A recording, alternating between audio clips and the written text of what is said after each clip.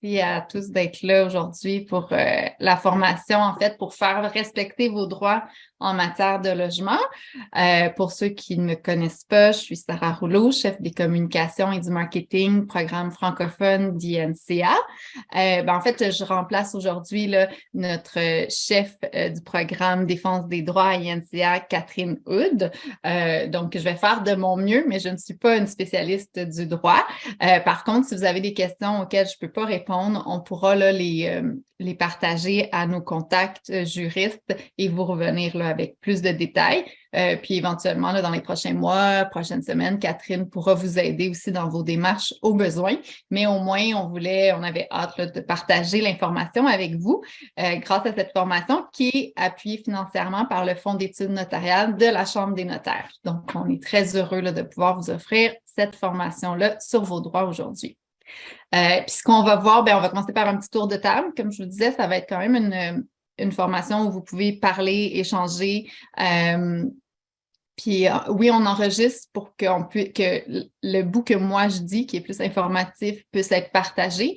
Mais n'hésitez pas à parler de choses plus personnelles qu'on pourra couper si jamais on rediffuse là, la présentation aujourd'hui. Parce que ce qui est plus personnel, ce qui fait partie des échanges, je crois que le but, c'est pas nécessairement d'aller dans le personnel, c'est plus de discuter puis d'essayer de trouver puis de connaître nos droits. Mais soyez pas gênés, vous pouvez être à l'aise. C'est ça le but, c'est que ce soit un échange aujourd'hui. Je vais vous parler, bien sûr, un petit peu là, de notre programme de défense des droits chez INCA, de la campagne droit de vente dans laquelle il y a cette formation-là. On va voir une petite vidéo de sensibilisation. On va parler des droits puis des lois qui vous protègent en lien avec le logement. Surtout, on va parler des recours qui sont possibles, ce que vous pouvez faire comme démarche si jamais là, vous êtes victime de discrimination. Puis, comme je vous le disais, on va avoir beaucoup d'échanges. On va voir là, des cas de figure, essayer de voir qu'est-ce qu'on peut faire dans telle ou telle situation et j'aurai des réponses pour vous.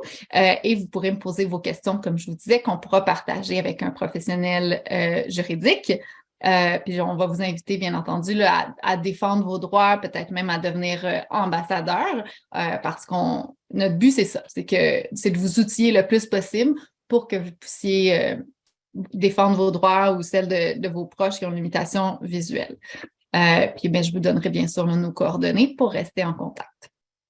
Donc, pour commencer, j'aimerais savoir là, qui est là. Tantôt, on a nommé rapidement les noms, mais juste savoir, c'est quoi votre nom, vous venez de où, avec quelle intention vous venez aujourd'hui, quelle énergie, est-ce que vous êtes fatigué, curieux, est-ce que vous êtes déjà un pro, est-ce que vous êtes là pour outiller d'autres personnes, est-ce que vous avez eu des problèmes avec le logement? Je veux pas que ça soit très long, mais juste faire un petit tour de table pour vous présenter, puis nous dire peut-être vos inquiétudes ou vos attentes ou quoi que ce soit que vous avez le goût de partager là, avec les gens aujourd'hui. Donc, on peut commencer le tour de table. Est-ce qu'il y a quelqu'un, peut-être en faisant étoile 9, qui voudrait commencer? Non, je peux y aller. Laetitia, est-ce que tu peux nous dire un peu plus sur toi là, rapidement? Oui, ben moi, Laetitia, je suis sur la rive sud de Montréal. Je suis une personne qui vit avec une limitation visuelle. Honnêtement, je connais pas nos droits en matière de logement, donc c'est pour ça que je suis là. Je suis par curiosité personnelle. Puis aussi, je travaille en défense collective des droits. Super. Euh, Puis des fois, on a des individus qui nous contactent. Puis c'est vrai que là, ça pourrait m'outiller de Mhm. façon supplémentaire pour pouvoir les aider ou au moins à tout le moins les référer Oui, de aux connaître qu'est-ce bonnes qui existe. ressources. Voilà. Génial. Merci beaucoup d'avoir brisé la glace. Linda, est-ce que tu voudrais... Oups, là, j'ai redemandé à Laetitia de se démuter. Linda, est-ce que tu voudrais nous en dire un petit peu plus toi aussi? Tu peux faire étoile 6.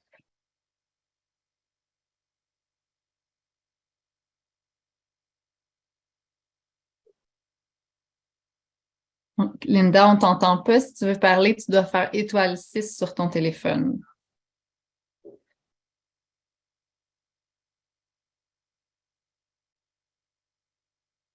En attendant, on peut peut-être y aller avec Mahendra. Mahendra, est-ce que tu peux faire étoile 6 pour nous parler?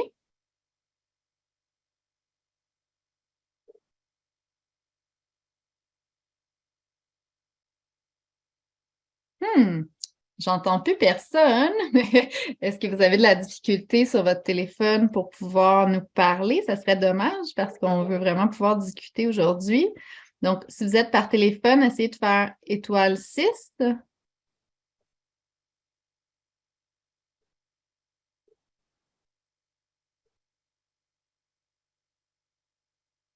Otman, Mahendra, Linda, Oui, Caroline. Ah, oui, Otman, tu as réussi. c'est, Super. oui, Merci. c'est Otman. Vous m'entendez? Oui, on vous entend. Ok, oui, c'est Otman de Montréal. Donc, moi, c'est plus pour apprendre certains aspects, mais aussi si j'aurais la possibilité d'aider d'autres personnes, je le ferai avec plaisir. Génial. Merci C'est sûr, beaucoup. c'est pour ça. Mhm. Contente de savoir Donc, que ça fonctionne étoile 6 avec vous. Ensuite, oui, merci. Caroline, merci beaucoup. Caroline, Linda, Mahendra, est-ce que vous voulez essayer vous aussi de faire étoile 6, juste être sûr qu'on vous entend, puis peut-être nous dire d'où vous venez de où? Ah, Oui, Caroline, oui, on bonjour. vous écoute.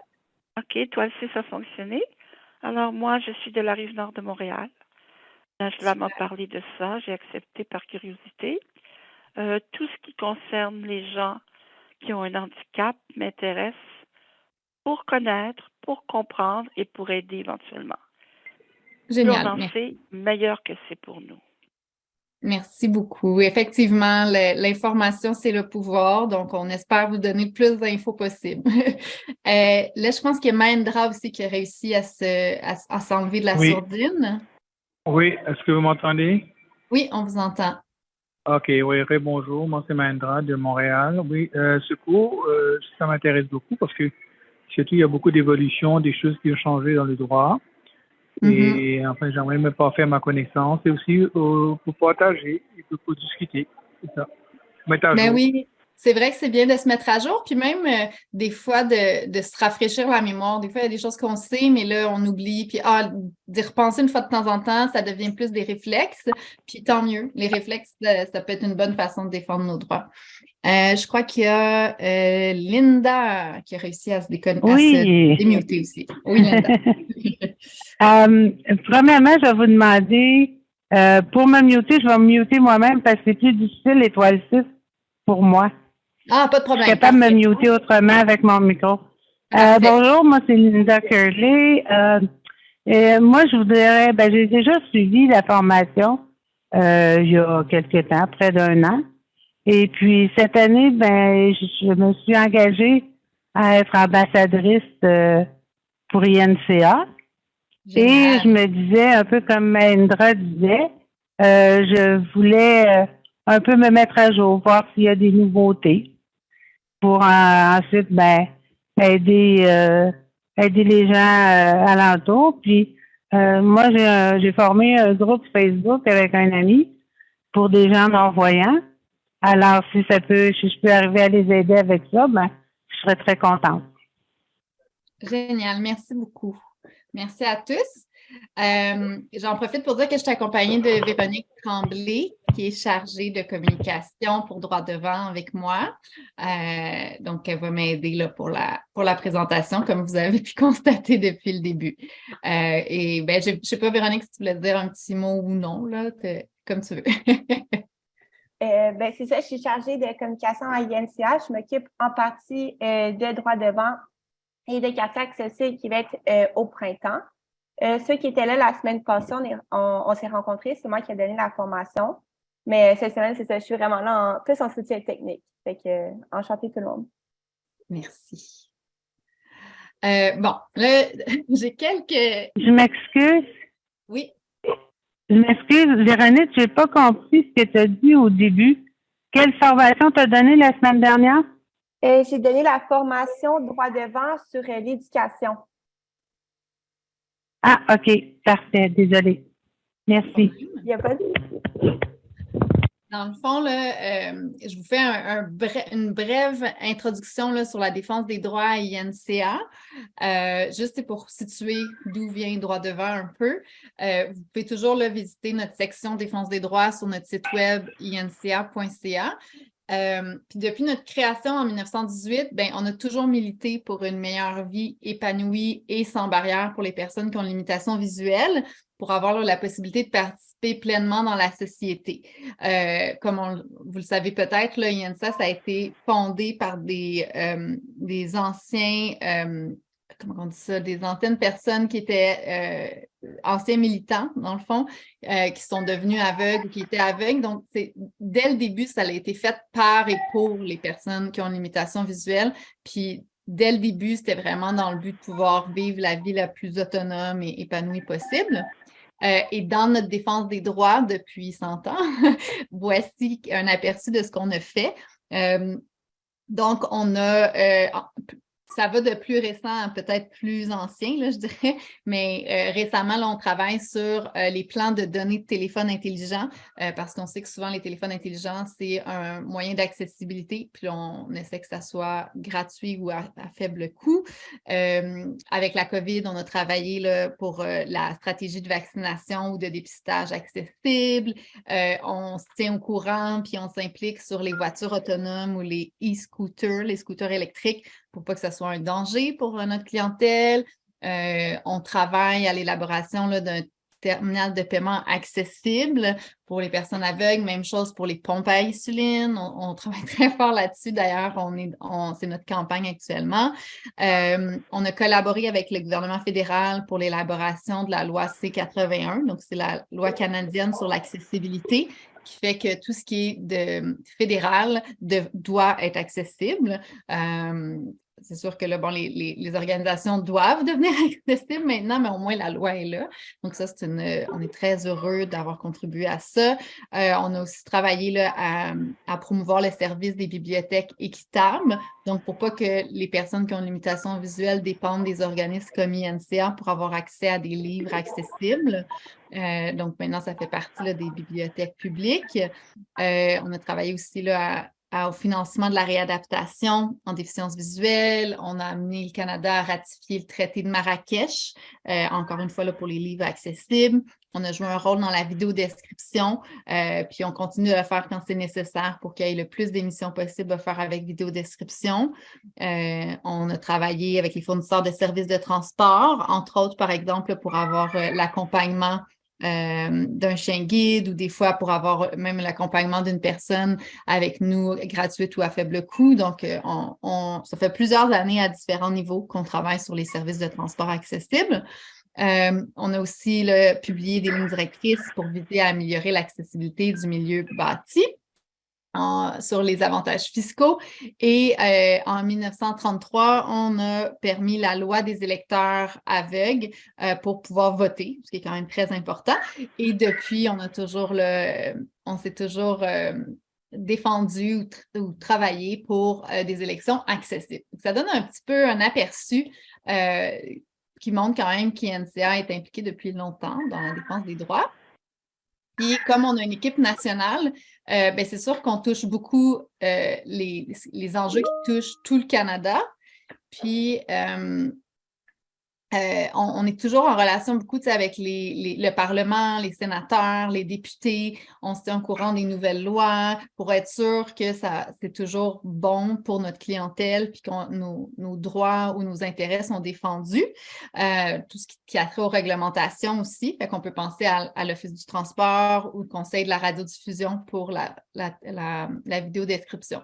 Donc, au niveau national, c'est beaucoup là, dans les lois ou le Parlement, puis ce qui touche le fédéral. Mais comme on est chanceux, on a un bureau au Québec aussi, ben on a aussi nos campagnes qui sont plus axées au provincial. On peut penser aux élections, à la vaccination. Fait qu'à chaque fois, on adapte nos campagnes où on va s'assurer là, que les droits des personnes aveugles au Québec aussi sont bien comment on dirait ça, défendus. Et la campagne Droit devant, ben, c'est un très bon exemple d'une campagne du Québec. Dans le fond, c'est une campagne nationale, mais nous, on l'a fait ici au Québec avec les lois du Québec. Puis, comme je vous disais tantôt, c'est en partenariat avec la Chambre des notaires du Québec qui c'est financé puis qu'on peut propulser cette campagne-là. Puis notre but, c'est vraiment de vous outiller à défendre vos droits. C'est ça qu'on va faire aujourd'hui, vous donner des lois, vous donner des recours pour vraiment que vous puissiez là, défendre vos droits. Il y a aussi une section à cette campagne-là qui est de sensibiliser les professionnels du système juridique québécois pour connaître les droits qui sont les plus souvent bafoués, mais aussi pour savoir comment accueillir, comment bien servir des personnes qui ont une limitation visuelle. Fait que ça va au-delà du côté juridique, c'est aussi de la sensibilisation. Puis je dirais que le message clé de cette campagne-là, puis le but un peu, c'est qu'en tant que personne aveugle, ben, vous avez des droits. Puis dans le cas de cette formation-ci aujourd'hui, c'est que vous avez le droit de louer un logement sans discrimination, puis que droit devant, ensemble, on doit faire respecter les droits des personnes aveugles. Donc, c'est un peu là, le concept derrière cette campagne-là. Donc, j'espère vous outiller aujourd'hui. Et on a développé dans le cadre de la campagne plusieurs matériaux d'information juridique en format accessible. Donc, c'est un site web, inca.ca/droit devant, droit avec un S devant. Et là-dedans, bon, il y a des vidéos de sensibilisation, il y a des guides d'information juridique. La formation aujourd'hui est basée sur le guide d'information juridique sur le logement. Il y a aussi il y a des vidéos, des guides, il y a des formations, il y a des ressources. C'est vraiment très complet, je me dirais. Puis c'est basé sur les 7 droits les plus bafoués. Puis on a aussi de l'information juridique plus générale avec des recours plus généraux. On aura peut-être le temps de le visiter tantôt. Donc, pour commencer, je vais vous montrer, je vais partager une vidéo qui est une des choses qui a été développée là, dans la campagne. Donc, c'est une vidéo sur le droit au logement. Donc, juste me confirmer ou me faire signe si vous n'entendez pas le son. Normalement, vous devriez l'entendre.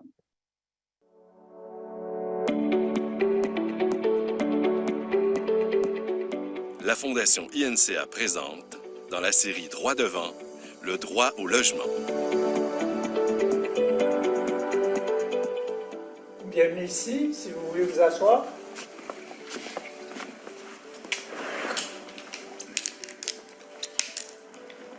Alors, vous voyez le salon, bien éclairé, avec la porte-fenêtre qui donne sur le balcon. La cuisine, remarquez tous les comptoirs en pierre, tous les appareils qui sont neufs. La chambre des maîtres, avec son grand garde-robe, qu'on appelle aussi un walk-in. Et puis, finalement, la salle de bain, où là aussi, tout est neuf. Vous savez qu'il y a un centre commercial à 5 minutes d'ici, et puis l'autobus qui passe juste sur la rue d'à côté. Tout l'appartement est repeint à neuf. Alors, je crois que ça vous plaît jusqu'à maintenant. Hein? Oui, je crois que ça répond aux besoins. On est prêt à signer le bail. Puis, si vous avez besoin de références, comme je vous l'ai dit au téléphone, on peut vous les donner. Bon, allons-y pour le bail. Je fais ça à quel nom? Au nom d'Ariane Dubreuil. Vous êtes un couple, évidemment. Il vaudrait mieux que les deux noms soient sur le bail. Non, on n'est pas en couple. Le logement, c'est pour moi, alors faites le bail à mon nom, s'il vous plaît. Je sais pas. Je croyais que si monsieur est là, c'est qu'il est avec vous. Je l'accompagne aujourd'hui parce qu'on est dans un quartier qui ne connaît pas très bien, mais ça ne veut pas dire qu'on vit ensemble. Hein. En fait, Mme Dubreuil est tout à fait capable d'organiser sa vie toute seule, puis elle s'occupe de son propre appartement depuis des années. Mais ça ne pourra pas se faire.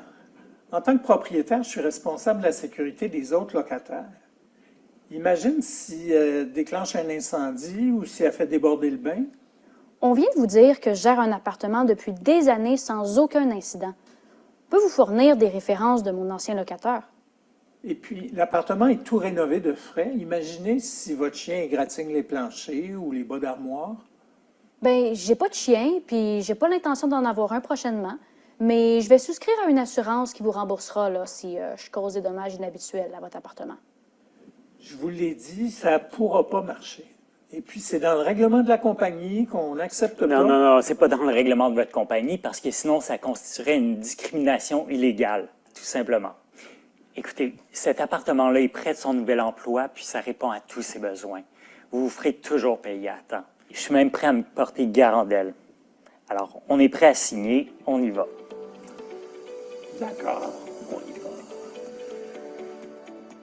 Selon les lois en vigueur, un propriétaire ne peut pas refuser de signer un bail à cause du handicap d'une personne ou du moyen qu'elle utilise pour y pallier, par exemple un chien guide. C'est illégal. Les personnes aveugles ont le droit de louer un logement. Ensemble, faisons respecter les droits des personnes aveugles. inca.ca/droit devant, DRUITS, DEVANT. Droit devant, en collaboration avec la Chambre des notaires.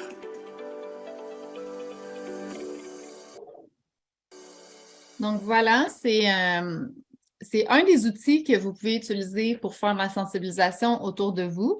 On a quatre vidéos comme ça sur notre site web Droit devant. Puis c'est sûr qu'il y a toujours la loi d'aller devant les tribunaux et tout, mais avant tout, il y a beaucoup de sensibilisation à faire, puis juste d'informer les gens des fois que, ben non, c'est de la discrimination, puis c'est illégal. C'est une façon aussi de faire respecter nos droits, puis des fois plus simple. Donc, c'est un peu ça, Droit devant. T'sais, on a aussi vous allez recevoir là, un kit par la poste, un ensemble en fait par la poste avec une petite brochure qui dit que justement, les personnes aveugles ils ont le droit de louer un logement, ils ont le droit de travailler, ils ont le droit d'avoir accès à telle ou telle chose.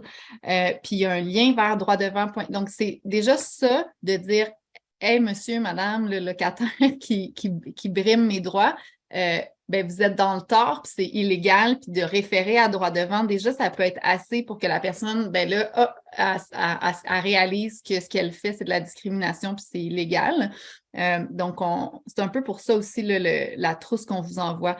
Donc, dans la trousse, Véronique, tu peux peut-être m'aider si j'oublie, mais vous allez avoir, c'est ça. Donc, la brochure, vous allez avoir une ou quelques brochures que vous pouvez donner en cas de discrimination.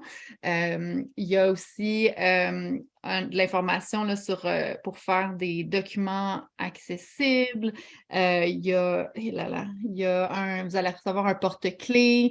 Je pense que de toute façon, dans la prochaine communication qu'on fera avec vous, on listera tout ce qu'il y a dedans, mais sachez que cette trousse-là, c'est un peu justement un autre outil pour vous aider à aller défendre vos droits. Si on parle des enjeux qui sont en lien avec le logement, on peut penser aux a priori des locataires face à une limitation visuelle, un peu comme ce qu'on a vu dans la vidéo, là, quand les locataires ils pensent qu'il va y avoir des problèmes dans le logement, que ça va causer un incendie, ou sinon qu'ils ne savent pas trop comment la personne va gérer son appartement. Donc, souvent, c'est beaucoup de préjugés ou d'a priori. Il y a le refus en raison de la limitation visuelle ou en raison du chien guide, souvent de dire ben non, je vous loue pas le logement, alors que ça, c'est illégal. Puis il y a souvent le manque d'ouverture des locataires en ce qui concerne les accommodements qui peuvent être faits dans le logement pour aider la personne qui a un handicap. Donc, ça, c'est les enjeux qui reviennent le plus souvent. Puis, il faut se rappeler que se loger, c'est un besoin de base. Donc, je trouve que c'est un sujet très important là, dont on va parler aujourd'hui. J'ai une petite question là-dessus. Oui. Oui, c'est Linda. Comme moi, j'habite dans une coopérative d'habitation et dans notre bail à tout le monde, et c'est un 6 logements, c'est écrit qu'on n'a pas le droit de chien. Est-ce que, puis ça, en tout cas, c'est respecté de tout le monde ici, mais j'imagine que si quelqu'un se présentait avec un chien guide, ça pourrait pas tenir ce qu'on a dans le bail, n'est-ce pas?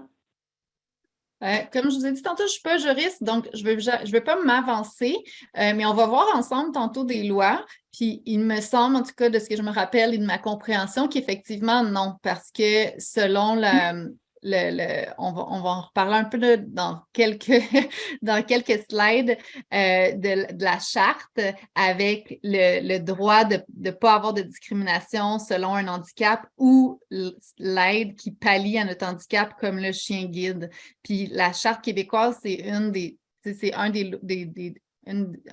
des lois ou des chartes qui nous protègent le plus. Fait que d'autres règlements, comme par exemple un règlement d'immeuble, ne fait pas face. La charte va être prioritaire sur le règlement de l'immeuble. OK, Donc, effectivement, parfait. je pense que oui. Ouais. On va voir, là, vous pourrez me dire à la fin de ce qu'on a vu aujourd'hui, ce que vous en pensez. Puis comme je vous dis, moi, je ne veux pas, tout ce que je vous dis, ce n'est pas nécessairement de l'aide juridique, puis je ne suis pas une professionnelle du droit. Fait que je ne veux pas les interpréter, les lois, mais effectivement, là, je pense que non, ça ne tiendrait pas. Parfait, merci. Ça fait plaisir. Donc, si on parle justement des lois qui nous protègent, puis on va venir là, à celle que je viens juste de mentionner pour Linda, on va parler pour commencer du niveau international. Donc, au niveau international, il y a la Convention internationale relative aux droits des personnes handicapées qui a été signée par le Canada en 2010. Et selon l'article 28 de cette convention-là, ça demande aux États partis, donc par exemple au Canada qui l'a signé, de reconnaître les droits des personnes handicapées à un niveau de vie adéquat pour elles-mêmes et pour leur famille, notamment une alimentation, un habillement, un logement adéquat et une amélioration constante de leurs conditions de vie, et de prendre des mesures appropriées pour protéger et promouvoir l'exercice de ce droit sans discrimination fondée sur le handicap. Donc, moi, je vous parlais de la Charte québécoise tantôt brièvement. Bien, même au niveau international, on n'a pas le droit de faire de la discrimination fondée sur le handicap. Puis, la personne handicapée a le droit à un bon niveau de vie et à un logement. Donc, ça, c'est une des lois qui nous protège. Au Québec, plus précisément, la majorité des droits et obligations des locataires sont prévus dans le Code civil du Québec. Donc, si on parle de quand est-ce qu'il faut payer, des réparations, les visites du propriétaire, qu'est-ce qu'il a le droit de faire, souvent, ça va être dans le Code civil du Québec. Par exemple, il y a l'article 1854 qui dit qu'on a le droit de jouissance du locataire tout au long de notre bail. Il y a aussi les obligations. Hein. L'article 1855 dit qu'on doit payer notre loyer et d'user du bien avec prudence et diligence. On doit aussi, là, selon l'article 1860, ne pas troubler la jouissance des autres locataires. Selon l'article 1864, il y a l'obligation pour le locataire, donc pour le propriétaire, de faire les réparations nécessaires, mais pas les entretiens, les menus entretiens. Donc, le locataire va s'occuper de l'entretien, mais les grosses réparations, ça, c'est le propriétaire. Et selon l'article 1974, il y a la possibilité de résilier le bail en raison d'un handicap ou si le locataire se voit attribuer un logement à loyer modique ou est admis à un hébergement avec soins ou des services qui répondent à vos besoins. Donc ça, c'est intéressant de savoir que vous avez le droit de résilier votre bail. Vous allez devoir donner un préavis de 1 à 2 mois selon votre bail et d'une durée de combien de temps. Mais ça peut être une raison. Vous allez devoir, si c'est en raison de votre handicap, bien, c'est sûr que vous allez devoir l'avoir mentionné, puis il va devoir avoir changé votre handicap, parce que si vous étiez capable de louer avant, puis que là, vous dites, bien là, je veux changer en raison de mon handicap, il doit y avoir un changement, une évolution dans votre handicap. Mais par contre, si vous avez, par exemple, un logement de la Fondation des aveugles du Québec à loyer modique, bien, vous avez le droit de résilier votre bail. Donc ça, c'est quelque chose d'intéressant. Par contre, comme ça l'a déjà été mentionné dans des publications de l'Office des personnes handicapées du Québec, il y a plusieurs obstacles qui existent pour les personnes en situation de handicap, mais il n'y a pas vraiment d'alternative ou de droit précis dans ces cas-là. Par exemple, il n'y a pas de droit qui favorise l'accessibilité au logement subventionné. Il n'y a rien dans la loi qui précise ça exactement. Il n'y a pas non plus de droit pour aider des personnes à avoir accès à des logements adaptés. Il n'y a pas de droit qui permette d'avoir accès à des mesures supplémentaires d'adaptation. Souvent, il faut répondre il faut débourser pour pouvoir répondre à nos besoins. Puis, il n'y a pas de droit d'information non plus par rapport à l'accessibilité des logements adaptés. Donc, ça pourrait être des choses qui seraient intéressantes, mais qui malheureusement n'existent pas comme telles dans nos lois au Québec. Des fois, dans d'autres provinces, il y a des lois un petit peu plus précises pour le handicap. Nous, au Québec, souvent, ça va être plus un peu, comme je vous disais tantôt, la charte du Québec, des droits et libertés du Québec, qui parle qu'on n'a pas le droit de faire de discrimination, qui est beaucoup plus générale. Il n'y a rien de très, très précis. Par contre, sachez qu'au Québec, il y a quand même des ressources qui existent qui sont intéressantes. Il y a un programme d'adaptation de domicile qui peut vous aider là, à payer le coût des travaux nécessaires pour adapter le logement. Aussi, il y a Accès Logis. Donc, c'est des habitations à loyer modique qui sont financées publiquement, qui a plus de 1600 logements adaptés pour les personnes handicapées. Puis, comme je vous disais, il y a la Fondation des aveugles qui ont aussi là, plusieurs immeubles à Montréal qui sont spécialement pour les personnes aveugles et c'est à prix modique aussi. Donc, ça, c'est quelques ressources. Ce n'est pas des lois, mais quelques ressources qui existent. Si on parle des lois, d'où proviennent nos lois, là, je vais faire mon possible pour bien vous informer, mais je ne pourrais pas vous en dire vraiment plus que ce que je vais vous dire là. Si vous avez des questions, on va les prendre en note, puis on va essayer de trouver quelqu'un pour y répondre. Donc, tout d'abord, ce qui prévoit la protection de nos droits, c'est la Constitution canadienne. Puis, en dessous de la Constitution canadienne, il se trouve la Charte québécoise des droits et libertés. Puis, comme j'en ai parlé un petit peu, il y a la notion d'inclusion qui est dans l'article 10 de la Charte québécoise des droits et libertés. Donc ça peut être bon à mettre ça dans votre poche, de dire que quand vous subissez de la discrimination au Québec, vous pouvez dire « Hey, selon l'article 10, vous n'avez pas le droit de me discriminer. » Donc ça serait un des articles que je vous recommande de vous rappeler. Dans le fond, je vais vous la lire au complet, cet article, à peu près au complet, l'article. C'est ce que je disais tantôt, c'est que toute personne a droit à la reconnaissance et à l'exercice en pleine égalité des droits et libertés de la personne sans distinction, exclusion ou préférence fondée sur la race, la couleur, le sexe, l'identité, l'expression de genre, la grossesse, l'orientation sexuelle, l'état civil, l'âge, sauf dans la mesure prévue par la loi, la religion, les convictions politiques, la langue, l'origine ethnique, nationale, les conditions sociales, le handicap ou l'utilisation d'un moyen pour pallier ce handicap. Donc, vous avez le droit et on ne peut pas vous discriminer, dans le fond, selon votre handicap ou le moyen que vous utilisez. Donc ça, c'est comme assez général, mais c'est ce qui vous protège au Québec. Il y a aussi l'article 15 qui parle d'égalité. Et ensuite de ça, donc ça, c'était dans la Charte québécoise des droits et libertés, il y a les lois provinciales qui permettent de protéger les droits de tout le monde. Puis, la base de l'accès au logement, c'est dans les lois provinciales et la doctrine. Donc, la doctrine, c'est l'opinion des juristes ou l'ensemble des ouvrages dans lesquels les auteurs, les juristes expliquent et interprètent les droits, puis décrivent ou analysent les droits et la jurisprudence, puis dégagent des grands principes. Donc, dans le fond, il y a 3 sources de lois.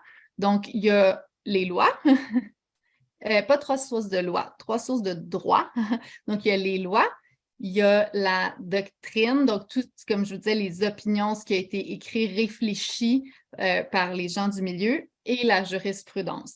Donc, la jurisprudence, c'est d'anciennes décisions des tribunaux qui ont été faites sur lesquelles on peut se fier. Et au niveau provincial, il y a les droits des locataires face aux propriétaires. Ça, c'est protégé par le Code civil du Québec et sur la loi sur la régie du logement. Si on résume un peu tout ça, là, on peut se baser sur la Charte québécoise des droits et libertés pour tout ce qui est niveau provincial, dans les litiges contre l'État ou les litiges privés, ainsi que sur les lois pour nous protéger là, en lien avec le droit. On va y aller un petit peu plus, là. Je sais que c'est beaucoup. Je vais juste essayer de voir. J'avais pris d'autres notes. Juste voir si c'était là que j'avais d'autres notes.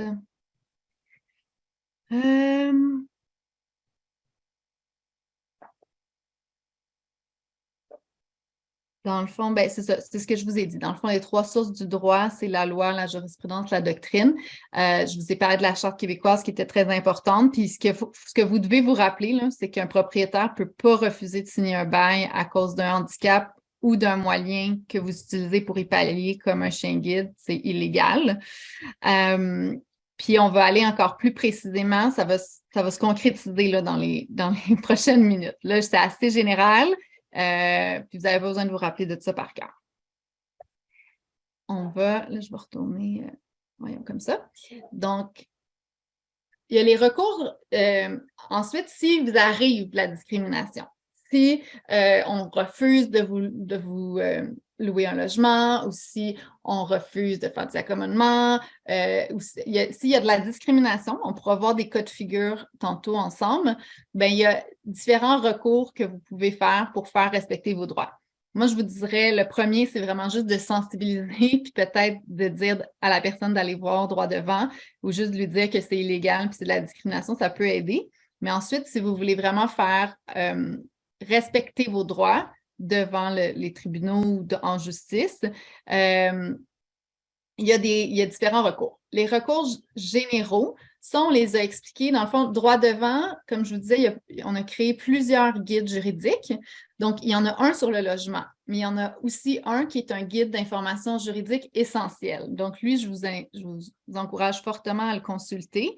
Ça va parler de la jurisprudence. Qu'est-ce que c'est la jurisprudence? Pourquoi c'est important? Ça va aussi parler de 3 recours. Et c'est là que j'avais mis un peu plus d'infos, donc je vais aller lire mes notes.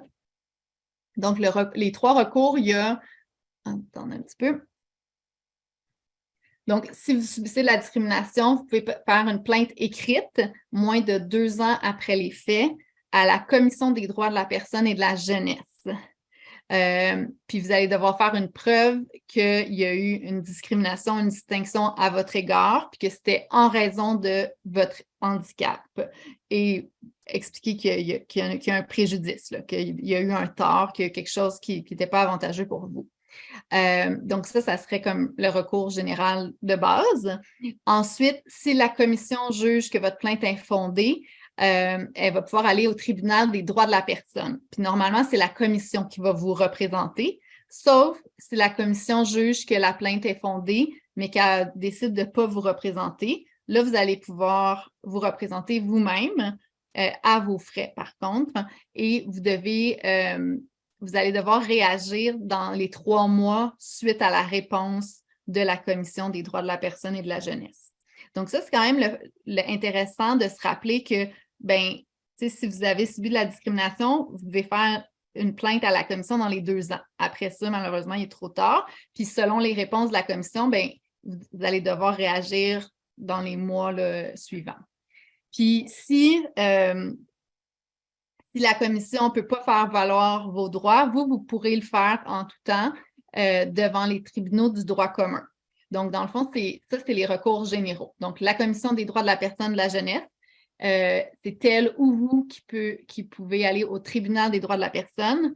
Puis, en tout temps, vous pouvez, si vous voulez, aller aux tribunaux de droit commun. Puis, pour ce qui est de la jurisprudence, bien, en fait, c'est qu'on vous conseille fortement, puis on est là pour ça, pas moi personnellement, mais Catherine ou notre équipe là, de défense des droits, on est là pour vous aider.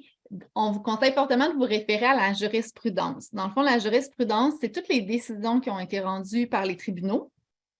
Et mettons, s'il y a une décision de la Cour d'appel qui a été rendue versus une Cour suprême, bien, ça va y aller avec la hiérarchie. Donc, plus la Cour est importante, plus elle est haute, plus c'est elle qui va prévaloir. Donc, s'il y a un jugement de la Cour suprême du Canada qui a décidé quelque chose, ben c'est ça après qu'on va suivre comme dans les prochains jugements pour d'autres causes. Donc, c'est pour ça que c'est important. Et ensuite, comme je vous disais, ça fait partie, il y a les lois, mais il y a la jurisprudence aussi. Donc, ça fait partie de ce qu'on consulte pour décider après d'un jugement, le juge, là, quand il va rendre sa décision. Puis, un conseil, c'est de prendre la jurisprudence qui est en faveur de ce que vous voulez démontrer, puis qui va soutenir votre cause, donc ce que vous défendez au tribunal. Ça ne sera pas très long, Caroline, je vois que tu as la main levée. Fait que le juge, en fait, il pourrait se fier à des jugements similaires aux vôtres. Par exemple, une situation de discrimination qui est similaire, voir qu'est-ce qui a été décidé à ce moment-là, puis pouvoir dire, ben, je vais aller dans le même sens que ça. Donc, la jurisprudence, c'est très important. Puis, dans notre guide d'information juridique essentielle, on en parle un petit peu plus que ce que moi, je viens de vous dire. Donc, on vous parle de la jurisprudence, on vous dit comment vous pouvez la lire, qu'est-ce que c'est et où est-ce qu'on peut la trouver. Donc, il y a le CanLII, puis SOCIJ, on a les liens dans le document. Puis on parle aussi là, des recours que je vous disais, là, de la Commission des droits de la personne, Tribunal du droit de la personne et Tribunal du droit commun. Caroline, je crois que tu avais une question, je t'écoute.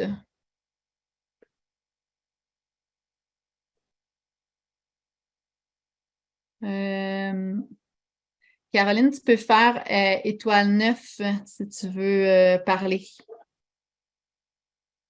Étoile 6? Étoile 6, pardon. Oui. Oui, on t'entend. Est-ce que vous m'entendez? Oui, on vous entend. D'accord.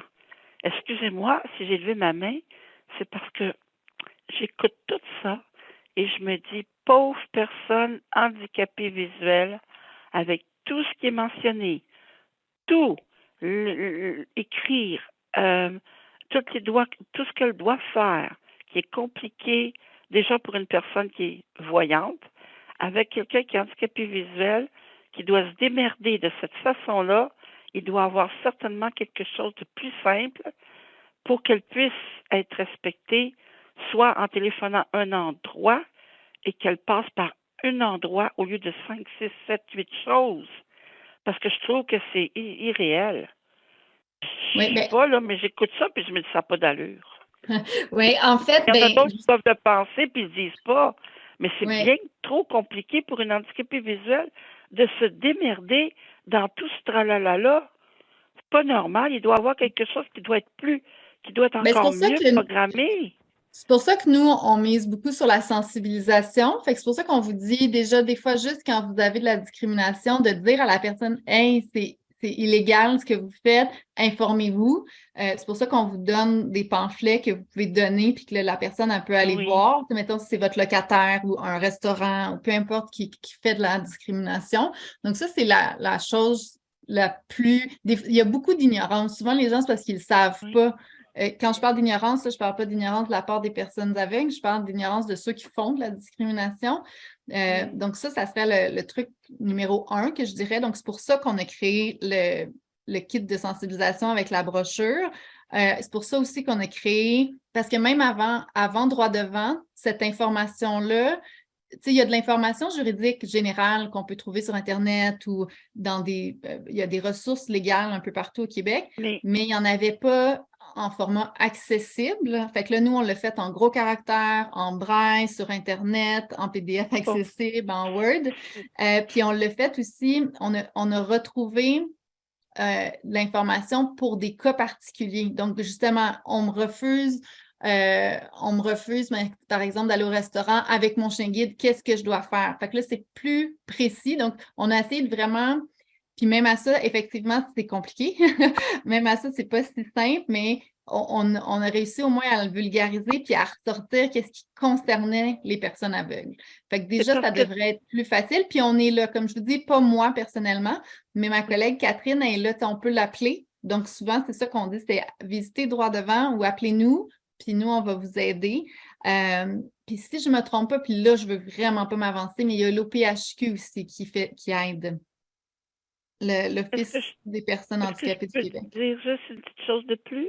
Oui, bien oui, allez-y. Dans le monde d'aujourd'hui, la façon que les choses sont, la personne qui est handicapée, elle a besoin d'être avec une personnalité pas mal forte parce qu'elle va être intimidée et elle ne pourra pas faire grand-chose après ma barre comme ça, ni avec son chien si elle veut aller quelque part. Et selon la loi, un chien d'accompagnement prédomine sur tout. Un chien Rémira prédomine sur tout. Ils peuvent aller n'importe où. Mais vous avez raison. Puis c'est un peu pour ça qu'on espère, avec droit devant, donner un peu confiance aux gens, en tout cas donner le plus possible confiance aux gens que vous avez des droits, puis vous avez raison de dire que c'est de la discrimination, parce que malheureusement, effectivement, il y a du manque d'accessibilité, il y a de la discrimination, puis on espère, puis à différents niveaux, INCA travaille à ce que ça s'améliore, mais pour l'instant, il y en a encore beaucoup.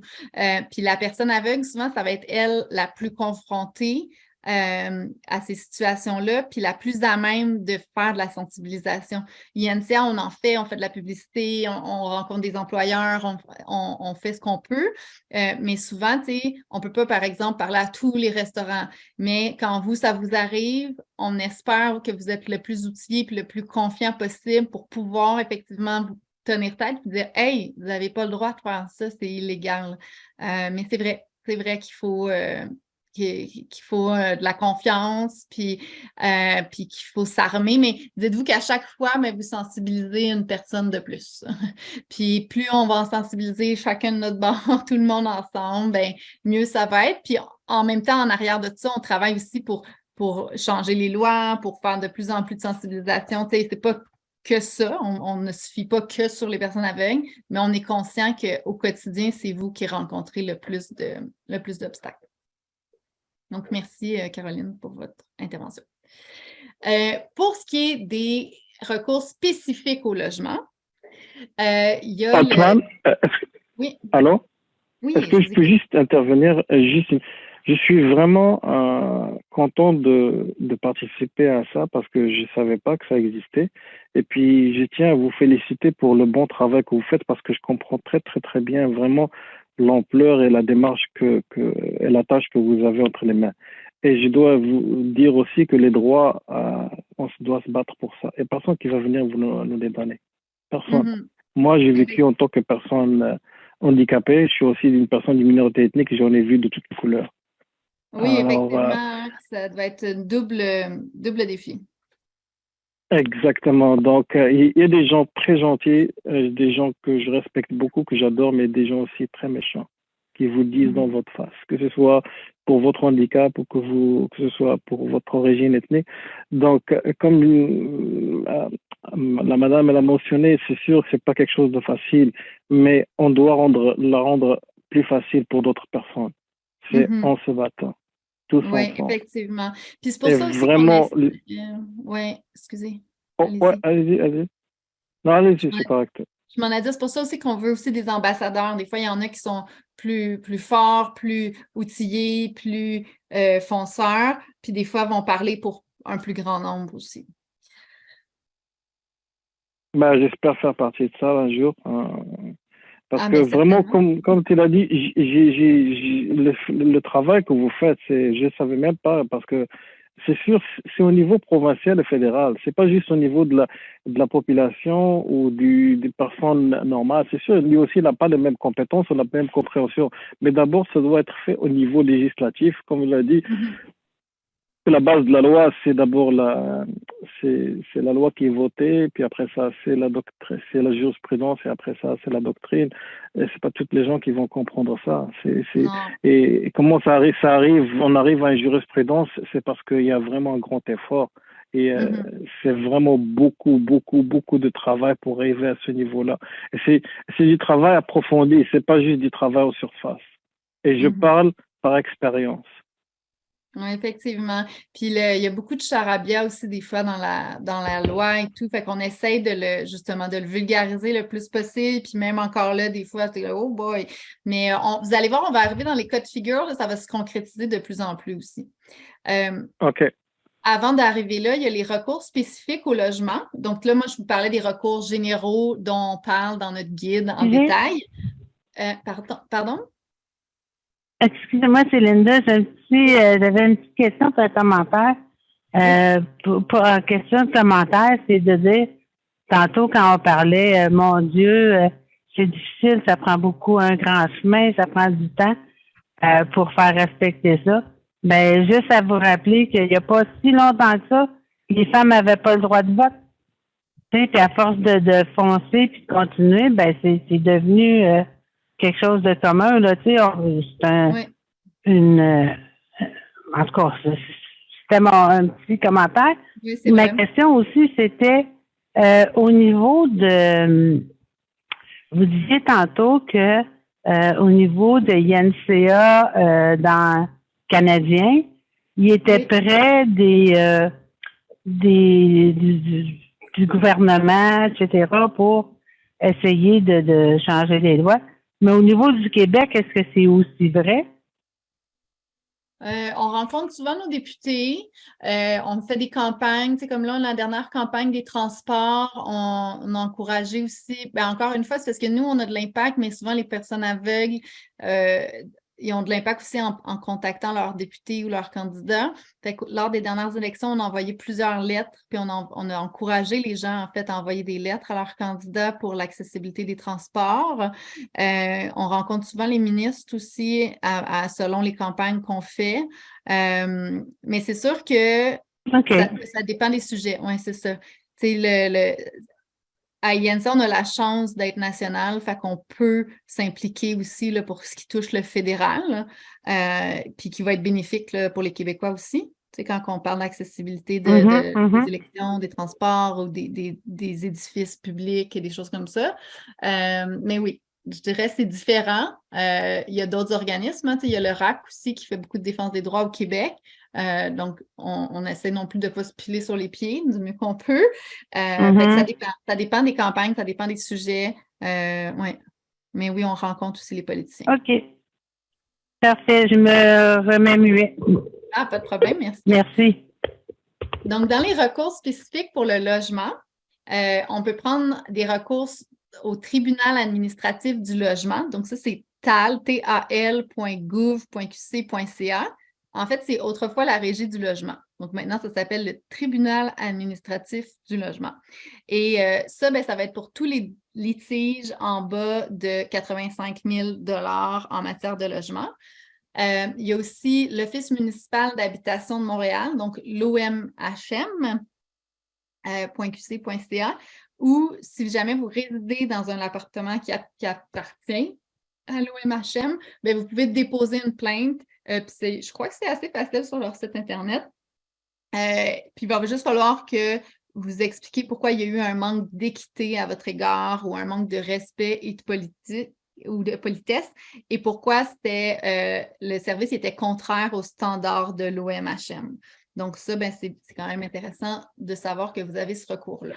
Je vais juste sortir ma présentation, voir si dans mes notes, j'avais d'autres choses. Non, je pense qu'on est bon.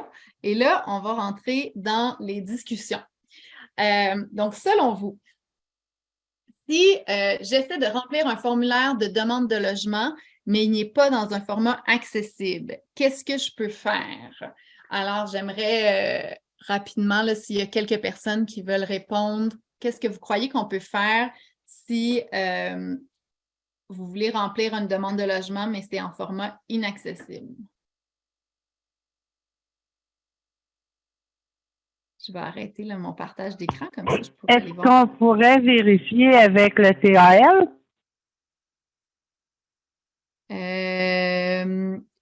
Oui, vous pourriez certainement là, aller voir le tribunal, voyons, c'est quoi qu'on a dit des logements, le tribunal administratif du logement. En fait, vous pourriez référer la personne, oui, là-bas, si vous le souhaitez. OK. Mais même, vous n'aurez pas, peut-être je laisse une autre personne essayer une réponse avant que je donne la réponse.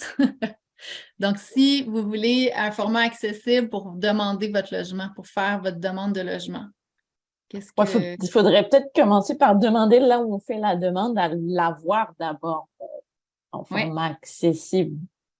Puis si après ils refusent, là, on peut passer... Exactement. En fait, c'est une bonne réponse, Laetitia. Je vais repartager. Voyons, excusez, j'ai perdu mon partage d'écran, ça sera pas long. Attendez un peu. Excusez-moi, là, ça marche mal, mon affaire.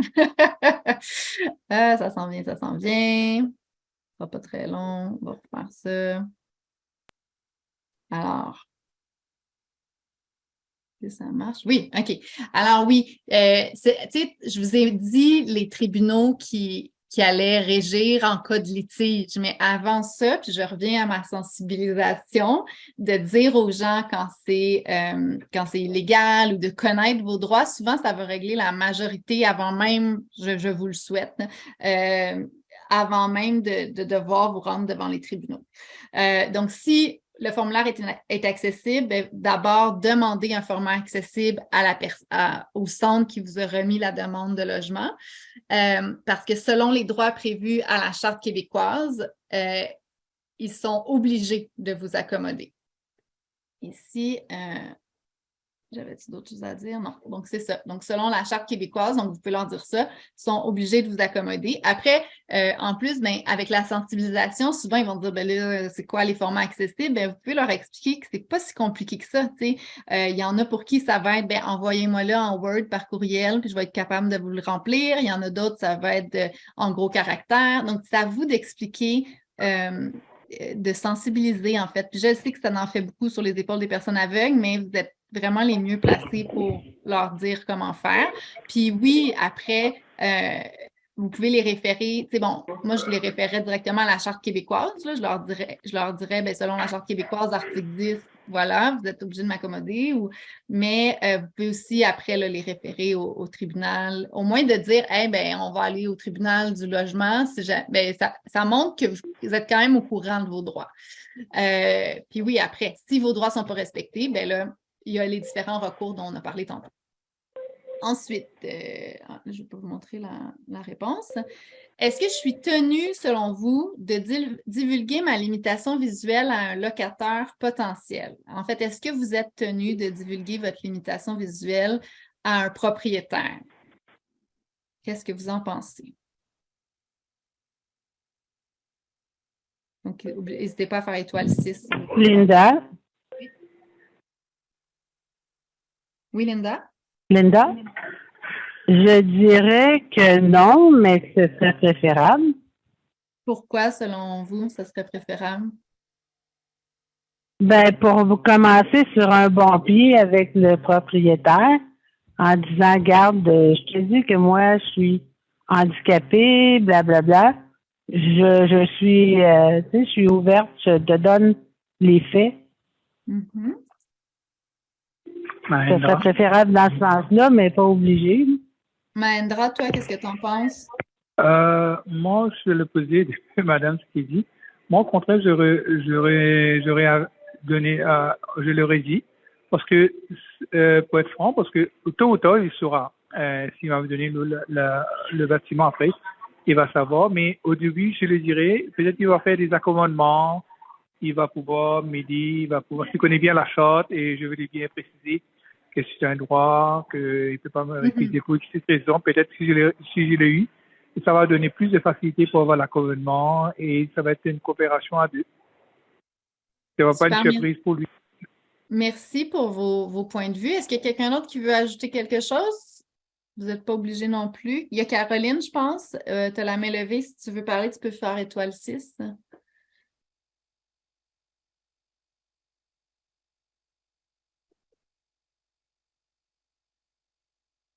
Oui, Caroline, je pense que ton micro est ouvert. Je n'ai pas levé la main. Ah, bon, pas de problème. Je ne sais pas quoi dire. Moi, je dirais que légalement, je ne suis pas obligée de le dire, mais je crois que c'est beaucoup mieux de le dire pour toutes sortes de raisons. Tout a été dit, les gens l'ont dit. Okay. Je pense que c'est exactement mieux de le dire, mais je crois qu'en tant qu'être humain, on n'est peut-être pas obligé de le dire. Parce qu'on a des droits d'être considérés comme n'importe quel autre citoyen. Ça dépend de nous de le dire ou pas, mais légalement, je croirais qu'on n'est pas obligé de le dire. Merci pour toutes vos réponses. Merci beaucoup. En fait, effectivement, vous n'êtes pas obligé de divulguer votre limitation visuelle à un futur propriétaire ou locataire. Vous avez le droit à la protection de vos renseignements personnels et votre état physique, votre santé physique, votre handicap visuel, ça fait partie de vos renseignements personnels. Vous n'êtes jamais obligé de le dire, puis même si vous ne l'auriez pas dit, puis que là, il réalise que vous l'avez, il ne peut pas revenir contre vous, c'est pas de ses affaires, c'est personnel. Parfois, ben ça peut être nécessaire de le divulguer, puis comme vous l'avez mentionné, si vous voulez bénéficier d'adaptation. Là, c'est sûr que si vous voulez bénéficier d'adaptation, il faudrait que la personne le sache pour que là, il puisse vous accommoder.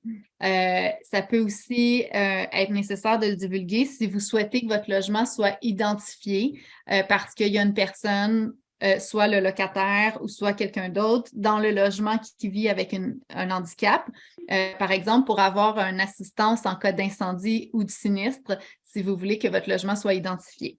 Ça pourrait aussi être intéressant de divulguer nécessaire de divulguer votre limitation visuelle si, éventuellement, comme on en parlait tantôt, vous résiliez votre bail en raison de l'aggravation de votre handicap ou parce que vous êtes admis dans un logement qui répond à vos besoins, bien là, vous n'aurez pas le choix de le dire.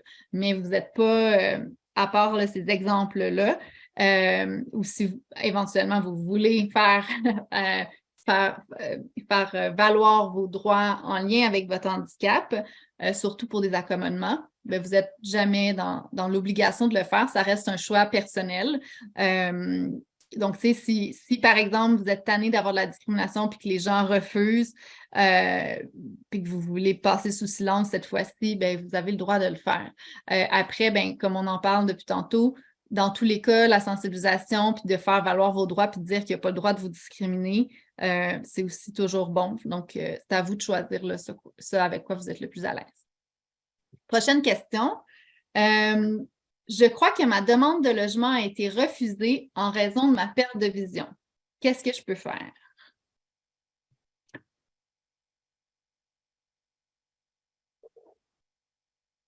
Je peux vous le dire si vous voulez. En fait, en cas de discrimination... TAL? Oui, vas-y, Linda. Ben, le TAL. Le tribunal pour le logement. Même, vous pourriez faire une plainte auprès de la Commission des droits de la personne. Parce que c'est même pas en lien avec le logement, c'est que c'est de la discrimination. Fait que selon les chartes... Carrément, OK. Oui, c'est de la discrimination parce que c'est en raison de votre handicap ou du moyen que vous utilisez comme votre chien guide. Fait que c'est vraiment... selon notre charte, c'est illégal. Fait que vous pourriez aller là. Puis ça serait dans les recours généraux. Sarah? Oui. C'est ça, justement, ça m'amène une question. Quand c'est de la discrimination, à partir du moment où c'est de la discrimination, on va systématiquement à la commission. C'est ce que je comprends, oui. OK. Oui, parce que c'est un peu vague, la loi, là, comme on a vu tantôt l'article 10, mais ça dit que les gens, selon la Charte des droits et libertés, les gens, ils n'ont pas le droit de vous discriminer en raison, il y avait plein de raisons, là, il y avait le sexe, l'âge, la race et l'handicap et le moyen d'y pallier, fait que ça inclut le chien guide. Donc oui, j'ai l'impression que de ce que je comprends, c'est que ça ferait ça. Quand c'est de la discrimination, on va à la Commission des droits des personnes et de la jeunesse. Puis là, si on se rappelle, là, c'était-tu ici? Mahendra? Si on se rappelle on tourne un peu, c'était avant. Ce ne sera pas très long, Mahendra. Les recours généraux.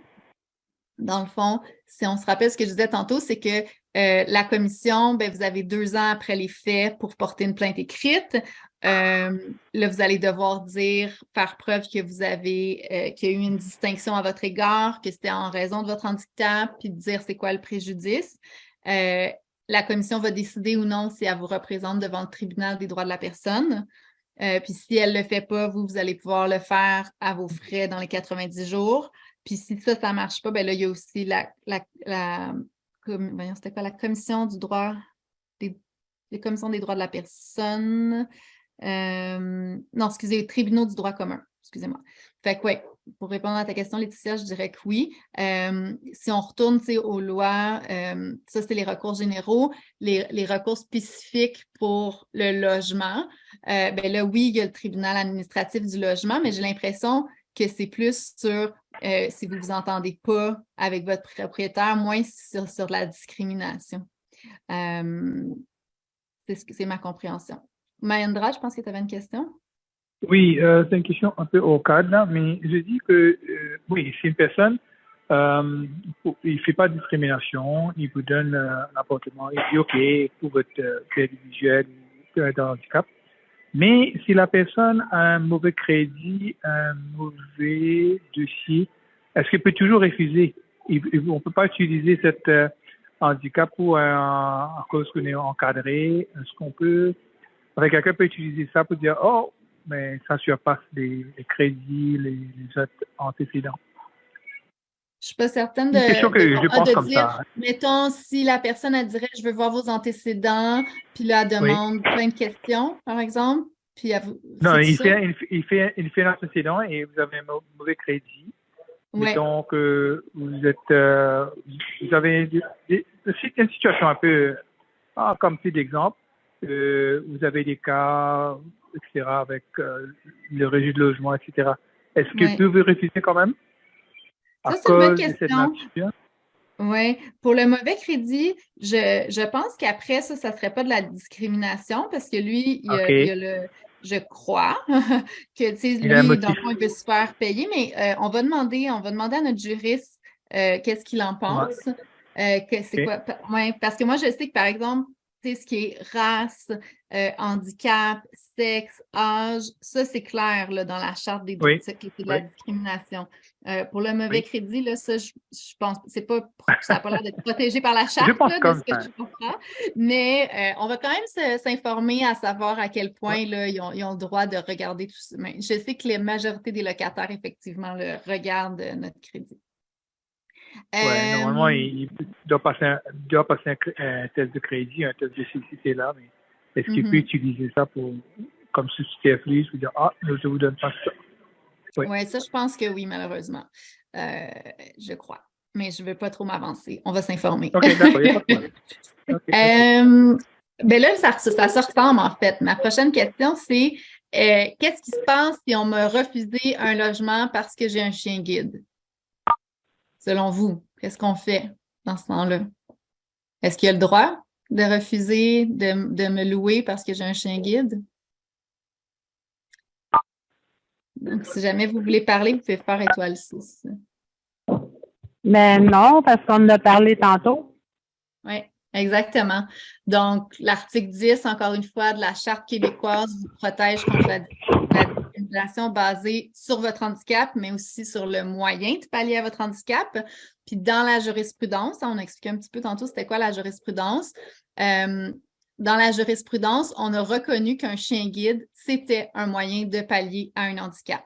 Ça, c'est, par exemple, si on parle de jurisprudence, c'était dans le cas de Commission des droits de la personne et des droits de la jeunesse contre une entreprise à numéro, Radio Lounge Brossard. Ben là-dedans, dans le paragraphe 45, ils ont expliqué que oui, le chien guide, c'est un moyen pallier à un handicap, donc ça serait de la discrimination. Fait que ça, on peut le citer, par exemple, si jamais au besoin. Puis, quelqu'un ne peut pas vous dire de trouver un moyen différent pour pallier à votre handicap. Le choix d'utiliser ou non un chien guide, c'est à vous que ça revient. Puis c'est à vous de déterminer quel moyen vous utilisez pour pallier à votre handicap, lequel est le meilleur pour vous. Ça aussi, il y a de la jurisprudence qu'on peut citer à ce niveau-là. Puis, par exemple, dans un restaurant, on ne pourrait pas vous dire, là, on sort un peu du logement, mais on ne pourrait pas vous dire, ben là, vous êtes accompagné avec quelqu'un, votre chien, vous n'en avez pas besoin. Non, c'est vous la meilleure personne pour décider c'est quoi l'aide que vous avez besoin, puis personne qui peut vous faire de la discrimination à cet égard-là. Donc, si un propriétaire ou un locataire vous discrimine à cause de votre chien guide, ben vous pouvez faire encore une fois aller... on vous conseille de faire de la sensibilisation, de lui dire que c'est illégal selon la charte. Mais sinon, s'il refuse de comprendre, ça serait d'aller à la Commission des droits de la personne et des droits de la jeunesse. Si vous souhaitez apporter des changements à votre résidence pour tenir compte de votre limitation visuelle, est-ce que celui qui fournit votre logement est tenu de faire ces accommodements-là, selon vous? Alors, si vous souhaitez apporter des changements à votre résidence pour votre limitation visuelle, est-ce que c'est à votre propriétaire ou à celui qui fournit votre logement de faire les accommodements? Linda? Oui. Moi, je pense que non. Je pense que c'est on doit aviser le propriétaire, mais je crois qu'on est comme obligé de les payer nous autres mêmes. OK. Est-ce qu'il y a quelqu'un d'autre qui aime? il y a peut-être un programme auquel on peut souscrire ou auquel, je sais pas, nous, est-ce qu'on peut souscrire à un programme qui va donner des subventions aux propriétaires ou quelque chose comme ça? Mhm. Oui, effectivement. Dans le fond, là, je ne veux pas trop m'avancer dans ce sujet-là, mais ce que je peux vous dire, c'est que le locataire, il a le devoir de vous offrir un accommodement raisonnable. Donc, ça ne doit pas avoir de contraintes excessives et ça ne doit pas enfreindre les droits des autres, mais il est obligé d'améliorer votre situation puis de corriger ce qui est discriminatoire. Puis ça encore, c'est à cause de l'article 10 de la Charte qui dit qu'il n'y a pas le droit de vous discriminer parce que vous avez un handicap. Donc, il y a une obligation d'accommodement raisonnable, comme on dit. Et le locataire doit être de bonne foi. Donc, nous, ce qu'on vous conseille, c'est de le référer au service de consultation de la Commission des droits de la personne et des droits de la jeunesse. Comme ça, il va pouvoir s'informer sur c'est quoi ses obligations, puis essayer de trouver une solution. Puis même en cas de copropriété, ça se peut que l'accommodation demande un changement ou une approbation dans le syndicat de copropriétaires. Mais le but, c'est que tout le monde doit faire preuve de bonne foi puis essayer de trouver un accommodement. Mais effectivement, qu'est-ce qui est une contrainte excessive? Qu'est-ce qui devient trop cher? Là, bon, je pense que ça peut jouer des fois à qu'est-ce que le propriétaire est prêt à payer ou non. Mais tantôt, effectivement, on a parlé de... Attends un peu, c'était où? De certaines ressources. Donc, dans les ressources qui existent, il y a le programme d'adaptation du domicile qui paye une partie des coûts nécessaires. Puis il y a aussi, en fait, c'était ça, le programme d'adaptation du domicile. Puis il me semble que j'ai une autre affaire gouvernementale. Attendez un petit peu, que je le trouve. C'était ici. Mais en fait, ça va avec la prochaine question qui dit j'aimerais apporter des changements à ma résidence pour tenir compte de ma limitation visuelle. Mon fournisseur de logement est-il tenu de faire ces accommodements? Hein, ça se ressemble, hein? On a un peu c'est quoi la différence? Non, ça, c'est pas celle-là. Excusez, je me répète. L'autre question, en fait, c'était dois-je payer mes accommodements de logement? Puis ça, la réponse, c'est que il y a des programmes gouvernementaux aussi. Donc, normalement, votre propriétaire doit faire un accommodement raisonnable. S'il ne le fait pas, vous le référez à la Commission des droits de la personne. Vous essayez qu'il aille s'informer puis que là, il revienne avec un accommodement. Sinon, ben, vous pouvez toujours le poursuivre. Si vous avez un syndicat de copropriété, c'est un petit peu plus compliqué, mais ça ne veut pas dire que vous n'avez pas le droit à vos accommodations. C'est juste qu'ils vont devoir être approuvés par le syndicat de copropriété. Puis peut-être qu'eux, mais c'est avec eux que vous allez devoir trouver c'est quoi qui est un accommodement raisonnable. Puis pour les subventions gouvernementales pour l'accessibilité au logement, il y a le programme d'adaptation de domicile PAD de la Société d'habitation du Québec. Ça, c'est pour ceux à l'extérieur du Québec. Donc, programme d'adaptation de domicile, PAD, à l'extérieur de Montréal, je voulais dire. Après, il y a la même chose à Montréal. Donc, c'est le PAD de Montréal. Il y a d'autres aussi, le programme public et privé, même les assurances qui peuvent financer certains travaux d'adaptation. Chaque programme a ses propres conditions d'admissibilité ou de montants maximaux. Donc, il faut se renseigner. Et il faut le consentement des copropriétaires si jamais vous êtes en copropriété. Mais rappelez-leur que de trouver un accommodement raisonnable, c'est votre droit selon la charte. Est-ce que j'ai oublié? Je vais juste voir dans mes notes là, s'il y avait d'autres choses.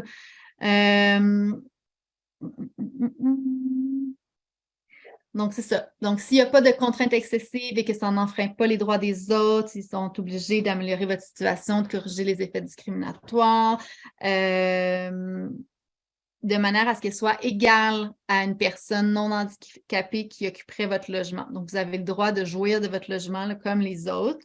C'est encore le même article 10 de la Charte des droits et libertés. Il doit collaborer avec vous. Il me semble que... Il me semble que j'avais... Peut-être qu'on va le voir un peu plus tard sur les frais. Qu'est-ce qui est considéré comme un accommodement excessif ou non, là. On va aller dans la prochaine question. Mon fournisseur de logement communique des renseignements importants sur le bâtiment. Par exemple, les essais d'alarme d'incendie, les réparations ou l'arrêt de l'eau dans un format qui est inaccessible. Par exemple, en utilisant des affiches dans les aires communes ou en distribuant des dépliants imprimés. Qu'est-ce que je peux faire? D'après vous, qu'est-ce que vous pouvez faire si l'information importante sur votre logement n'est pas accessible? N'hésitez pas à faire étoile 6 au besoin. Linda Ottman, je pense que vous êtes déjà démutée. Non, ben, je peux vous donner la réponse. Je ne l'étais pas, mais là, je le suis. Ben, moi, je dirais que, premièrement, faut les aviser les propriétaires que, j'imagine qu'ils savent, mais disons que ça arrive entre-temps, que tu deviens non-voyante, ben, je dirais, faut aviser les propriétaires, puis aussi les voisins, à savoir est-ce que on a quelque chose sous format lisible pour nous, là, tu sais. Effectivement. C'est sûr que si vous n'avez pas dit à personne que vous aviez une limitation visuelle puis que vous avez besoin d'un format accessible, on ne peut pas leur en vouloir. Mais votre fournisseur de logement, il est obligé de vous accommoder de façon raisonnable, comme on vient de le dire aussi. C'est votre droit à l'égalité. Donc, vous avez juste à lui demander qu'il vous remette des documents de façon accessible. Encore une fois, vous risquez de devoir faire un petit peu de sensibilisation pour expliquer c'est quoi un format accessible. Puis il va être obligé de vous accommoder, à moins que ça soit une contrainte excessive. Et là, c'est là qu'on en apprend un petit peu plus sur c'est quoi une contrainte excessive. En fait, une contrainte excessive, c'est si les moyens raisonnables d'accommoder ont été épuisés et qu'il ne reste que des options d'accommodement déraisonnables ou irréalistes. Mais on s'entend que demander de recevoir l'information par courriel, en Word ou imprimé en gros caractères ou même en braille, ce n'est pas déraisonnable et irréaliste. Une autre contrainte excessive, ce serait l'absence de mesures d'accommodement ne peut se justifier que si leur mise en place entraîne des risques excessifs ou des coûts excessifs. Là, c'est là où il peut peut-être avoir ça peut être sujet à interprétation, c'est quoi des coûts excessifs, mais souvent, il y a moyen que ça ne coûte pas si cher que ça, là, un format accessible. Puis je ne crois pas que ça soit considéré. Ça, c'est mon avis à moi, là. mais je ne pense pas qu'à imprimer en braille, ça soit un coût très, très excessif. Et si votre fournisseur de logement ou votre propriétaire refuse de travailler avec vous pour essayer de trouver une solution, vous allez encore, il enfreint la Charte québécoise, donc c'est encore la commission. Donc, vous pouvez porter plainte à la Commission des droits de la personne et du droit de la jeunesse. Je vais juste voir dans mes petites notes que j'avais si j'avais d'autres choses. Mais j'ai de la jurisprudence à ce niveau-là.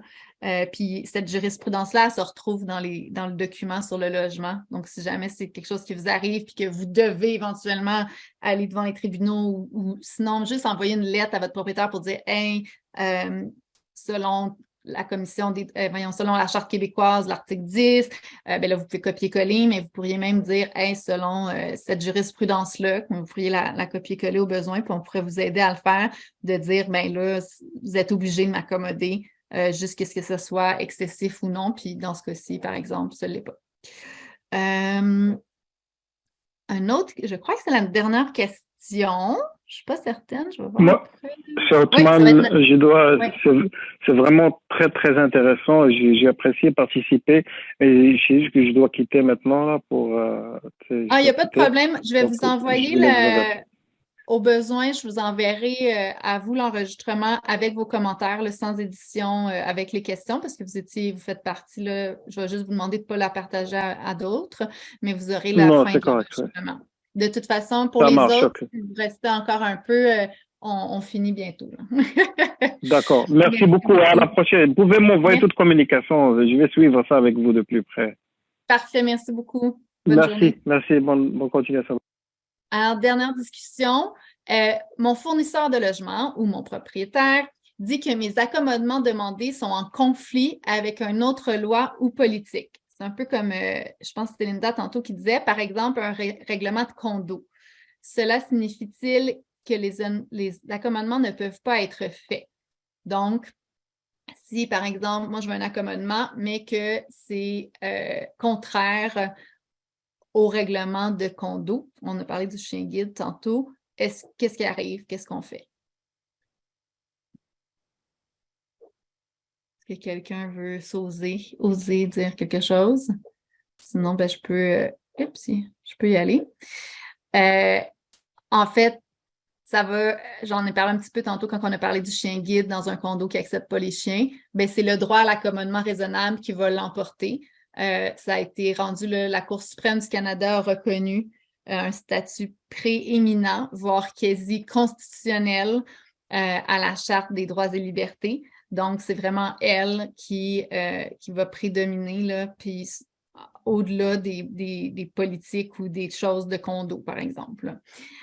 Surtout le droit à l'égalité, donc l'article qu'on nomme depuis tantôt, l'article 10, sur le fait qu'on n'a pas le droit de faire de la discrimination, ou même là, les articles qui parlent qu'on a le droit d'être accommodé, bien, ça va primer sur les autres. C'est ça qui va l'emporter.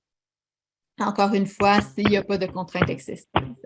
On l'a vu ça dans l'affaire Amselem, donc ça s'écrit A-M-S-E-L-E-M, puis aussi dans une affaire de jurisprudence qui s'appelle Coopérative d'habitation L'Escale de Montréal contre Commission des droits de la personne et des droits de la jeunesse. Donc, ça serait vraiment la charte qui l'emporte contre les lois, pas les lois, en fait, les règlements de condo. Est-ce que vous avez une des petite questions? question. Oui, allez-y. Oui. C'est le bon moment. C'est Linda encore. L'Office de la protection des personnes handicapées, je comprends pas trop à quel point on se réfère à eux ou bien on se réfère au niveau de la loi, je sais pas trop. C'est une bonne question. J'avais regardé un peu. Ouais. J'ai oublié de le faire avant la rencontre aujourd'hui. L'OPHQ, il me semble qu'ils peuvent vous aider à monter votre plainte, il me semble. Attendez un petit peu, le service. Mais comme je vous dirais, l'idéal, ce serait d'appeler INCR. Catherine est là pour vous aider, puis nous, on va le faire. Mais on vous référera. Elle doit le savoir, là, même, c'est ça, je ne veux pas mes programmes et mesures, nos services à la population. Il me semble qu'ils accompagnent. OK, bon, ils ont de l'information. Peut-être à monter les dossiers. Ils ont de l'information et de la référence. Ça, c'est quoi, référence? Après, soutien, conseil et accompagnement. Donc, vous soutenir dans vos démarches d'accès à un programme ou à un service, vous accompagner auprès des organisations ou des personnes responsables d'offrir les services, faire de la représentation à votre nom, amorcer une démarche. Donc, oui, l'OPHQ, ça pourrait être une... Tu sais, moi, je vous dirais, à la base, connaissez un petit peu vos droits. Ayez un petit peu plus confiance.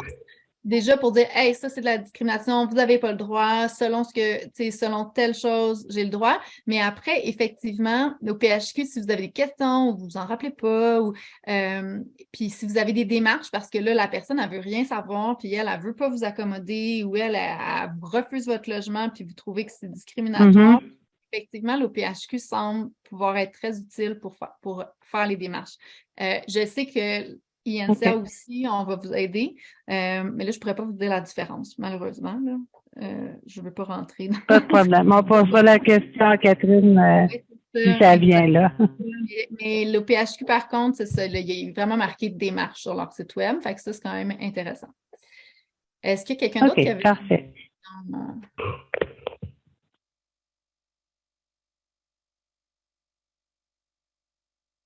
Donc, n'hésitez pas si vous avez des questions. Puis si jamais ça vous vient après, comme je vous disais, nous, on est en contact aussi avec un juriste.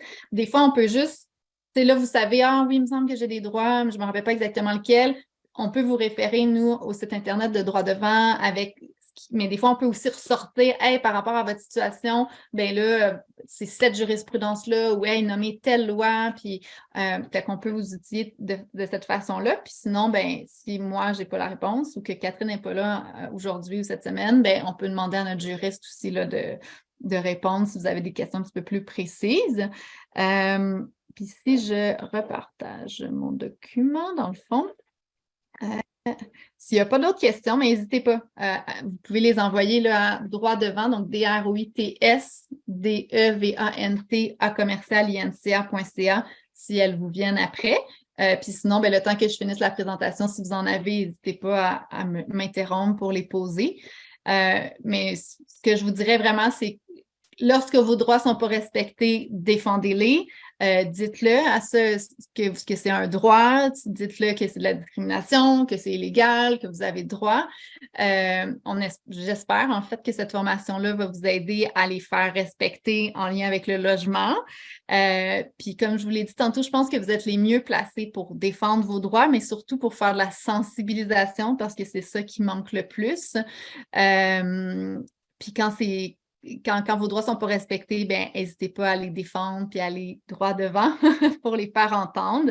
INCA, on va toujours être là pour vous outiller, vous conseiller dans vos démarches, vous référer aux bonnes places aux besoins. Le site Internet de droit devant, c'est inca.ca/droit, DROITS devant. Donc là, on a parlé du logement aujourd'hui, mais vous allez avoir l'information sur les autres droits aussi et le guide d'information essentiel dans lequel on parle, entre autres, de si on veut faire une demande à la commission, comment ça fonctionne quand on a de la discrimination.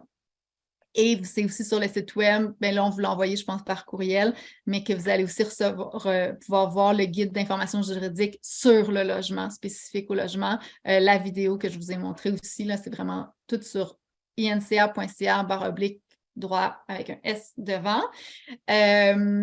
On a aussi d'autres formations droit devant qui s'en viennent. Donc, le jeudi prochain, je crois, le 10 novembre, il va y avoir la santé.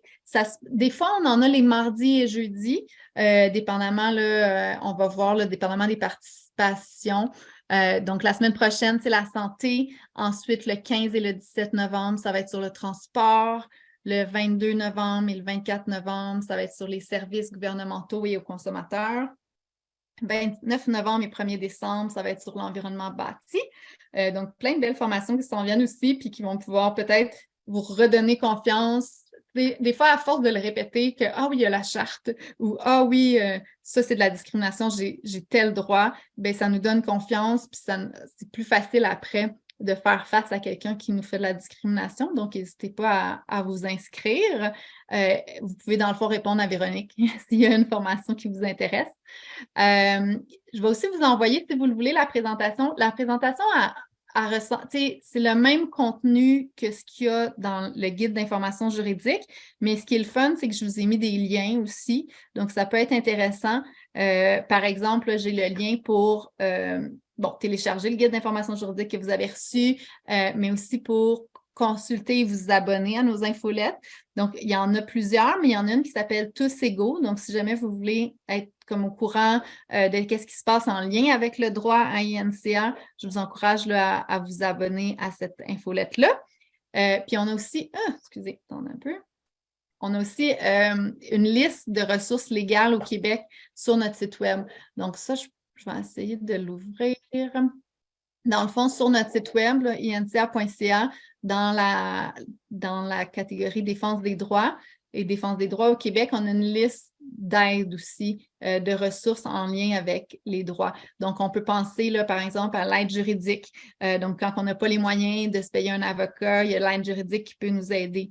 Il y a le site JuryPop. Lui, c'est sûr que droit devant, comme je vous disais, c'est vulgarisé puis axé sur la limitation visuelle, mais JuryPop, souvent, ça va être une bonne façon de vous parler de façon vulgarisée de vos droits en général. Comme, par exemple, hey, en tant que locataire, mon propriétaire, a-t-il le droit de venir chez nous quand ça y tente? Là, JuryPop, c'est une bonne place pour savoir c'est quoi vos droits. On a parlé aussi là, de CanLII tantôt, une place où on peut avoir accès à de la jurisprudence, essayer de trouver des jugements précédents. Mais là, normalement, on vous souhaite de ne pas vous rendre là, de juste avec un peu de sensibilisation, puis en citant les lois qui vous protègent, que la personne en face de vous fasse les accommodements ou les changements nécessaires. On a bien sûr l'OPHQ dont on a parlé, l'Office des personnes handicapées du Québec, qui peut vous aider dans vos démarches. Fait que bon, on a une liste comme ça de ressources légales au Québec. Puis, si vous le souhaitez, bien, on vous encourage vraiment à devenir ambassadeur. Ambassadeur, ça peut jouer plusieurs rôles. C'est vraiment dépendamment de ce qui vous intéresse. Des fois, ça peut être de parler en public, par exemple, dans une école pour faire de la sensibilisation sur la limitation visuelle. Ça peut être de parler à, je sais pas moi, une association de propriétaires pour qu'on puisse leur parler de la limitation visuelle puis des droits des personnes aveugles. Ça peut être des fois dans les médias, quand on a des campagnes. Souvent, on va vous donner des messages clés. On va vous... souvent, quand on fait appel à un ambassadeur, la personne, vous avez surtout besoin de parler de votre propre expérience. Donc, dans le sens que ça, c'est moins compliqué parce que vous la connaissez bien, votre expérience. C'est pas quelque chose que vous avez besoin de connaître par cœur, là. Tu sais, c'est ce qui vous est arrivé ou comment vous vous sentez ou c'est quoi les défis que vous rencontrez ou les belles choses que vous avez réalisées. Souvent, vous les connaissez. Après, oui, on va vous encourager ou vous aider au besoin à bien les exprimer. Mais souvent, c'est quand même assez facile parce que c'est surtout votre histoire personnelle qui nous intéresse. Après, quand on a des campagnes précises, on va vous donner des messages clés, puis vous en apprenez quelques-uns pour nous aider à défendre, par exemple, le droit du logement. Ou tantôt, je vous disais, bien là, ce mois-ci, c'est pour les pompes à insuline accessibles. Donc, vous pouvez participer à nos campagnes. Et ce printemps, il va y avoir quartier accessible. Dans le fond, quartier accessible, on va faire du porte-à-porte pour que les commerces autour de notre hub à Montréal soient plus accessibles. On rencontre aussi des députés, des places fédérales qui doivent être accessibles. Donc, c'est une façon de se présenter, de leur donner des outils pour qu'ils soient plus accessibles, puis leur parler un petit peu là, des défis qu'on rencontre quand on vit avec une limitation visuelle.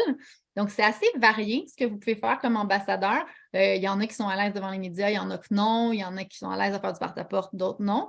Mais si jamais c'est quelque chose qui vous intéresse, faites-le nous savoir. On est toujours à la recherche d'ambassadeurs. Puis déjà, le fait que vous soyez ici aujourd'hui, ça montre que les droits des personnes aveugles, ben, c'est un intérêt pour vous.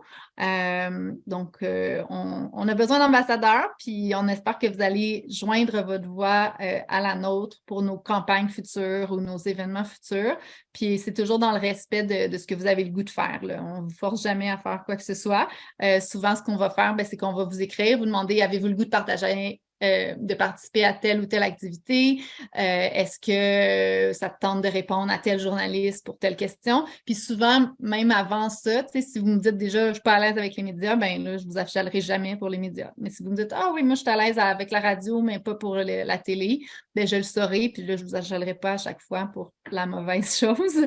Mais voilà, fait que c'est une belle façon, ça aussi, de faire avancer la cause. Comme je disais, chaque personne aveugle, ben oui, est la mieux placée pour défendre ses droits quand elle subit la discrimination.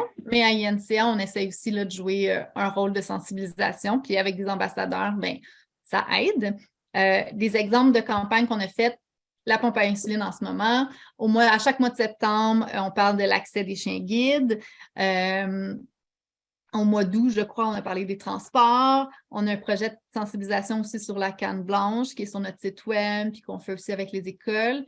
Quartier accessible pour espérer que de plus en plus de quartiers au Canada et qu'éventuellement le Canada devienne accessible. Donc, ça fait un aperçu de nos campagnes. Est-ce que vous avez des questions sur le rôle d'ambassadeur? Est-ce qu'il y en a parmi vous qui est intéressé?